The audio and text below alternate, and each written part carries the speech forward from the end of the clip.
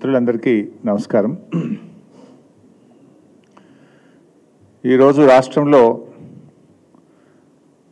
పేరుకు ప్రజాపాలన కానీ జరుగుతున్నదంతా ప్రజా సమస్యలను పక్కదారి పట్టించే పాలన. సమస్యల పరిష్కారానికి బదులు సంచలనాల కోసం కాంగ్రెస్ ప్రభుత్వం, రేవంత్ రెడ్డి గారి ప్రభుత్వం సమయం కేటాయిస్తూ ఉంది. ఇవాళ రాష్ట్రంలో ఏం జరుగుతుందో మనందరం చూస్తున్నాం. మీరు జర్నలిస్టులుగా మీకు కూడా తెలుసు, మీ కుటుంబాల్లో కానీ మీ బంధుమిత్రుల్లో కానీ ఎవరికి ఫోన్ చేసినా ప్రతి 2 ఇళ్లలో ఒకరి జ్వరంతో బాధపడుతున్నారు. ఈ రాష్ట్రంలో జిల్లాల్లో కానీ గ్రామాల్లో కానీ హైదరాబాద్ నగరంలో కానీ ఇవాళ విష జ్వరాలతో ప్రజలు అల్లాడుతూ ఉంటే ఈ ప్రభుత్వం మాత్రం ప్రత్యర్థుల మీద విషం జిమ్మేటువంటి కార్యక్రమానికి రేవంత్ రెడ్డి గారి ప్రభుత్వం పాల్పడతా ఉంది. రోజు పత్రికల్లో పతాక శీర్షికన వార్తలు వస్తూ ఉన్నాయి.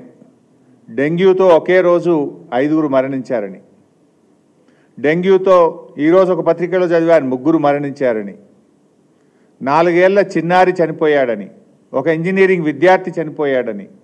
అంటే పిట్టల్లాగా ప్రజలు రాలిపోతూ ఉంటే విషజ్వరాలతో డెంగ్యూ, మలేరియా, చికెన్ గున్యా వ్యాధులతో గజగజలాడిపోతూ ఉంటే ఈ ప్రభుత్వానికి చీమ గుట్టినట్టు కూడా లేదు.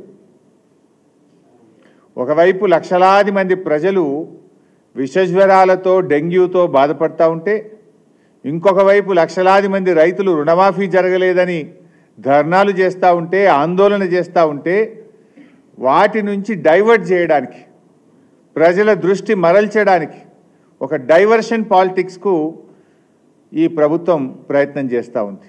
హైడ్రా పేరిట హైడ్రామా నడుపుతూ ఉన్నారు. ప్రతిపక్షాలను టార్గెట్ చేసుకొని పనిచేస్తూ ఉన్నారు. ఇవాళ మా పల్లా రాజేశ్వర రెడ్డి గారు వాస్తవానికి ఆయన ఒక ఉద్యమకారుడు, నిక్కచ్చిగా నిజాయితీగా తెలంగాణ ఉద్యమంలో పనిచేసినటువంటి నాయకుడు పల్లా రాజేశ్వర రెడ్డి గారు. తెలంగాణ ఉద్యమంలో పోరాటం చేసి ఎన్నో కేసులు అరెస్టులు అయినటువంటి నాయకుడు పల్లా రాజేశ్వర రెడ్డి గారు.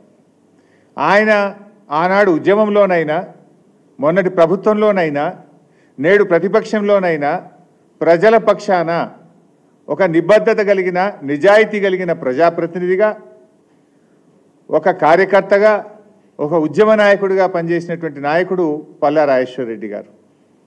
కానీ ఇలా రేవంత్ రెడ్డి గారు కొంతమందిని టార్గెట్ పెట్టుకొని ఇలా ఆయన పార్టీలో చేరాలి, అయితే కండువా కప్పుకోండి, లేకపోతే మిమ్మల్ని ఇబ్బంది పెడతాం, మీ మీద అక్రమ కేసులు పెడతాం, మీ ఆస్తులు కూల్చేస్తాం అనే ధోరణితో ఇలా రేవంత్ రెడ్డి గారు ప్రభుత్వం పనిచేస్తూ ఉంది.